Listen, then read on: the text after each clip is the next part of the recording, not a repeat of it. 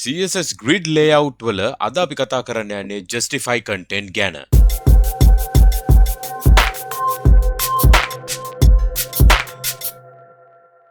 ආයුබෝවන් කියලා පිළිගන්නවා මගේ front end යාළුවෝ හැමෝම. කොහොමද ජීවිතේ? අද අපි කතා කරන්න යන්නේ justify content ගැන. හොඳයි. ඔයගොල්ලන්ට මතක ඇති justify content කියලාම මාතෘකාවක් තව අපි කතා කරා flexbox වල. ඔව් flexbox වල වගේම අපිට grid layout වලත් justify content ඒ විදිහට පාවිච්චි කරන්න පුළුවන්. ඉතින් අද අපි මේ එපිසෝඩ් එකෙන් අපි කරන්න යන්නේ ඒක කරන විදිහ ගැනයි. හරි.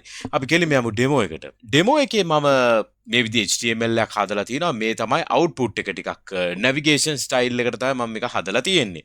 ඉතින් grid box එකක් තියෙනවා. divs tags පහක් විතර තියෙනවා. background color එකයි padding එකකුත් දීලා තියෙනවා. මේක වෙනසකට මම කරලා තියෙන්නේ display grid දාලා මම auto columns කියලා 120ක් දීලා තියෙනවා. එතකොට මට template columns කියලා වෙනම 5ක්ද 6ක්ද කියලා දෙන්න ඕනේ නැහැ. ඕන තරම් තියෙන ප්‍රමාණයක් 120ක් pixels වලට හැදෙන්න කියලා තමයි දීලා තියෙන්නේ. auto flow එක column කියලා දීලා තියෙනවා.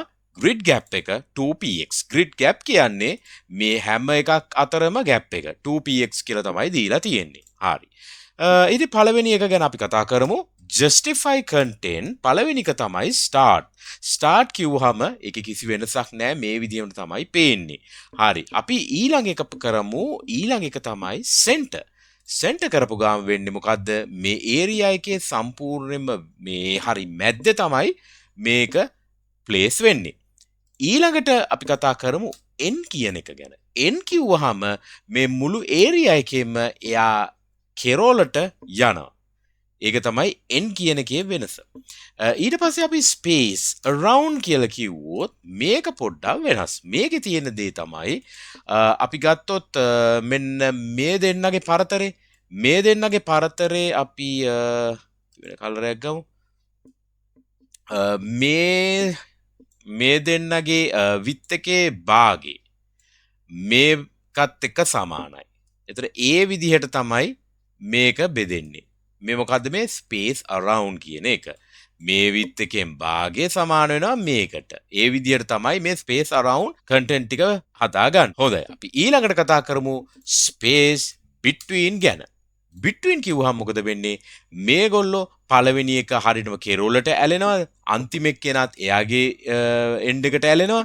ඊට පස්සේ ඊතුරු හැම div එකම සමාන පරතර තියාගෙන adjust වෙනවා. ඒ කියන්නේ space between කියන එක. ඉතින් අනිත් අන්තිම එක තමයි space evenly. space evenly කියන්නේ මේ width එකයි මේ width එකයි ඔක්කොම සමානයි. සමානව තමයි බෙදෙන්නේ. මේ width එක මේ width එක මේ width එක ඔය ඔක්කොම width සමානව තියාගෙන space ටික බෙදා ගන්න එක තමයි space evenly කියලා කියන්නේ. හොඳයි. අද ඉතින් කෙටි වීඩියෝ එකක් මම ගෙනාවේ justify content පිළිබඳව. ඉතින් අපි grid series එකේ items ටික place කරන විදිහ තමයි මම ගෙනාවේ justify content පාවිච්චි කරලා. ඉතින් අද වීඩියෝ එක ඔයගොල්ලෝ දෙයක් ඉගෙන ගන්න ඇති කියලා මම හිතනවා. ඉතින් වීඩියෝ එක හොඳයි නම් like එකක් දාන්න, channel එකට අලුත් නම් subscribe කරලා MCodes family එකට එකතු වෙන්න. අපි ඊළඟ වීඩියෝ එකේ හම්බෙමු. හැමෝටම මෙතකන් ජය වේවා. cheers අපි ගියා.